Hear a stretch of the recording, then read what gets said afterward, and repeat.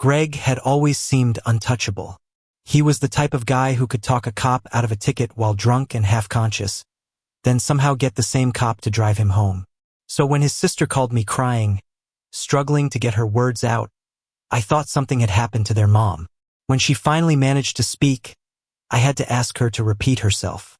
The words didn't make sense the first time around. It turned out that the police found Greg's body in his apartment after his boss called in a wellness check when he didn't show up to work for 2 days. The responding officers broke down the door and found him in the living room. They wouldn't let the family see the body.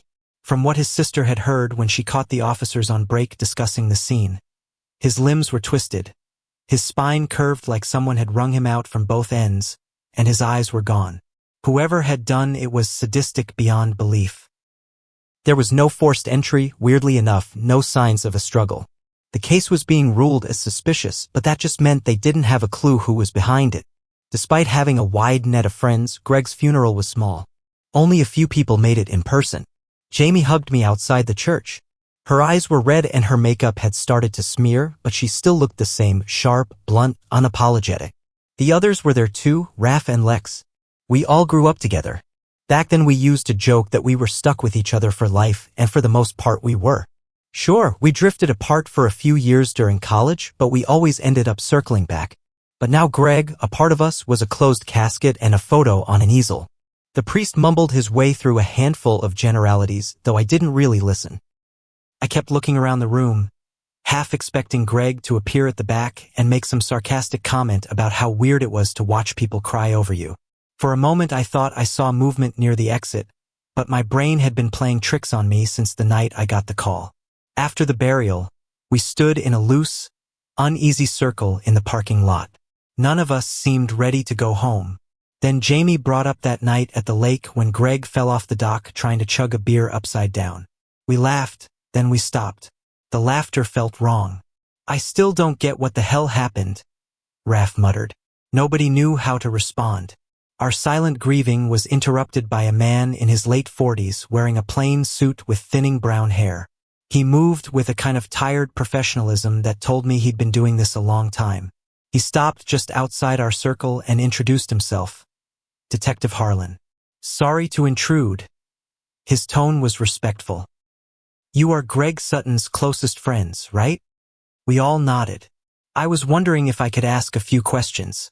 I understand today is not ideal, but I found people tend to remember important things in the hours after a funeral.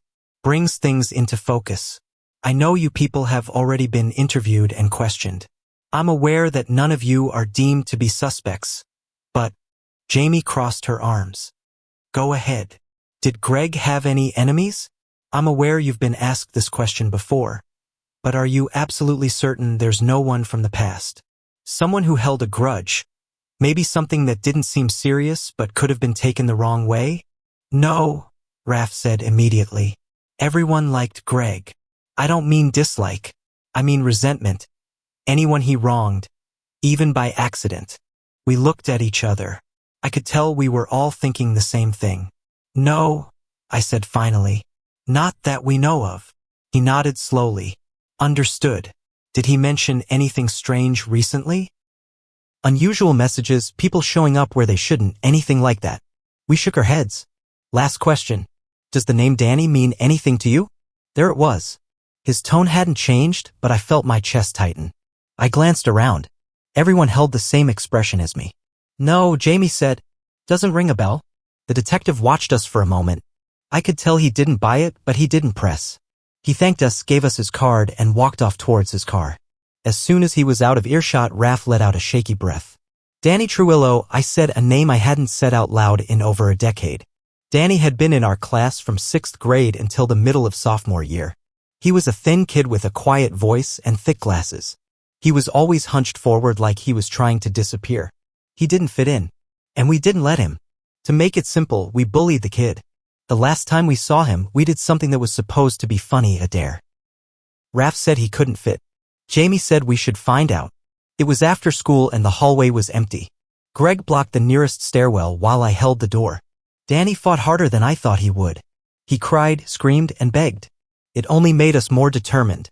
I remember the heat of his shoulder pressed against mine as we forced him into a locker. I remember the sound of metal slamming shut, the way it echoed, and his fists pounding from the inside while we walked away. I don't know how long he was stuck. Maybe until the janitor came in the next morning. Maybe longer. After that he was gone. And that changed something in all of us. The school didn't make a big deal of it, which in hindsight was to be expected. One of the guidance counselors said he transferred. Some whispered that his parents pulled him out after a breakdown. There were rumors about his mom showing up in tears at the principal's office, demanding to know what happened. We didn't face any consequences and we stopped thinking about him until now. I don't think it means anything, Raph said. Could be a coincidence. Someone with the same name. Jamie frowned. He said Danny. Not the full name. Sure. Could have been any Danny, but why on earth did the detective bring that name up in the first place? What if it was him though? Lex said. Raph rolled his eyes. Geez, don't start. I'm serious, Lex said. He said the name right after asking if Greg had any enemies. That means something. Raph snapped. You really think some kid we bullied 15 years ago came back and twisted Greg into a goddamn pretzel? Raph softened a little. We were bad. Yeah. But we were kids. I don't feel good about it either, he continued. But that doesn't mean we jump to wild-ass theories. Greg's dead.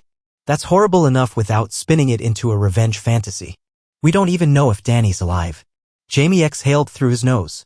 Look, if it turns out something more is going on, we'll talk to the cops. Right now we'd sound insane. You want us to bring up a kid we bullied 15 years ago in a murder case? I shook my head. No. Exactly. We agreed not to bring it up again. We went home, each returning to our separate houses under the glow of street lights and the silent orbit of patrol cars. I lay in bed for hours with the covers pulled up to my chin, staring at the ceiling and reminiscing. The next day, Raph and I were at his place sitting on the couch with the television on, though neither of us was watching it. A game was playing, but the volume was low. Yet neither of us had the energy for small talk. We hadn't seen Jamie since the funeral and didn't talk about Greg anymore. Not because we were already moving on, but because we didn't know how to carry the weight of what happened. It sat between us like a third person in the room. We were speaking about some things, trying to crack the silence that loomed, when we were interrupted by an incoming call on Raph's phone. His mom. He answered it on speaker. Raph, she said, and her voice cracked halfway through his name. Something happened at Lex's apartment complex. He sat forward slowly, eyes narrowing, already braced. What do you mean? Someone's dead, she said. It's bad. Have you not seen the news? They said. She couldn't finish. We both stared at the phone. Raph asked for details. She didn't have many. He hung up without saying goodbye, then turned to me, pale and still. We need to go check up on Lex. On the drive to Lex's place, Raph drummed his fingers on the steering wheel the entire time, a nervous tic he'd had since middle school. By the time we pulled up to the complex, it was blocked off with police tape. Flashing lights turned the lot into a mess of color and shadow. An officer out front was talking to a reporter. She asked if it was related to the Sutton case. The officer said they couldn't comment. The reporter kept pressing. She mentioned a name we weren't expecting to hear, Lex. We got back in the car without saying anything. We drove straight to the police station. Raph ran 2 red lights. I didn't stop him. Our silence had turned heavy and there was less shock and more fear now. We walked through the glass doors and were met with the sound of voices, paper shuffling, and phones ringing. The front desk officer looked up, recognized us somehow, and nodded us through without much hassle. Jamie was already there. She sat in one of the waiting chairs near the front, arms folded, foot tapping. Her hair was tied back in a loose bun and looked like she hadn't slept. Her face went stiff when she saw us. I heard already, she said. Did you? Raph nodded. Yeah. I wanted to contact you guys, but I was in such a rush to get to the police station. I was so scared after finding out. Jamie stood and walked down the hall with us.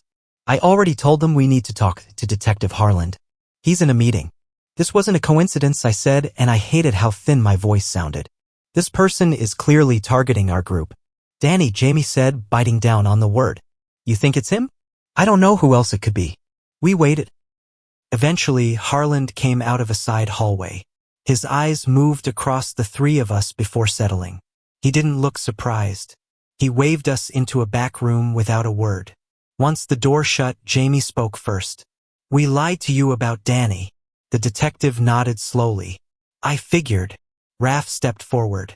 We knew him a long time ago. We went to school together. His name is Danny Trujillo. What happened? We bullied him, I said hard. It wasn't teasing. It was full-on cruelty. We pushed him out of that school, maybe out of his mind. We locked him in a locker and left him overnight. Then he was gone. The detective took a breath and rubbed his jaw. You didn't mention that. No, Jamie said, because, well, we didn't want to bring him up. We thought we were all being weirdo conspiracy theorists. You think he's doing this after all these years? He was the last person we ever hurt, I said. Danny going away changed us. We felt guilty. He looked at the table, then back at us. We've had that name at both scenes. Danny. No other traces or clues. Whoever did it definitely knew Greg and now Lex. If you're saying this person might be Danny Trujillo, then that gives me something to go on. We'll start pulling records and see what we can dig up. If you think you're targets, I'll make sure patrols stay in your area in case this person comes back. Find him, Raph said. Please. After we left the station, I couldn't sleep. I kept picturing my dead friends. I waited until morning and then started calling around. The high school secretary remembered me. She didn't remember Danny, not until I gave her his last name. I lied and told her it was for an old alumni project. She gave me the principal's name from that year. Later that day, Jamie sent a message in the group chat. She told us she drove to the local records office. She had a hard time, but apparently she managed to get something. Danny's parents were found dead in their home less than a week after he moved. Both bodies showed signs of massive internal trauma, blunt force, and tearing. No weapon was recovered and no one was arrested. The case was marked undetermined and closed after 8 weeks. The report was cold and clinical. He was relocated to a state facility. New residence sealed per court order. That was it. There was no trace of him after that. It was as if he disappeared completely. I stared at the block of text on my phone. My hands were shaking, but I didn't notice until my phone started to slip from my grip. I used to think guilt was something you felt in moments right after something happened or when someone confronted you about it, but it wasn't like that. It spread. It pushed into your ribs and your spine and made it hard to breathe. I knew what we did to him was cruel. Jamie came over the next night. I heard a knock and felt a flash of panic in my chest before I saw her through the peephole. She was holding 2 coffees in a tray and a fast food paper bag. Her hands were shaking slightly.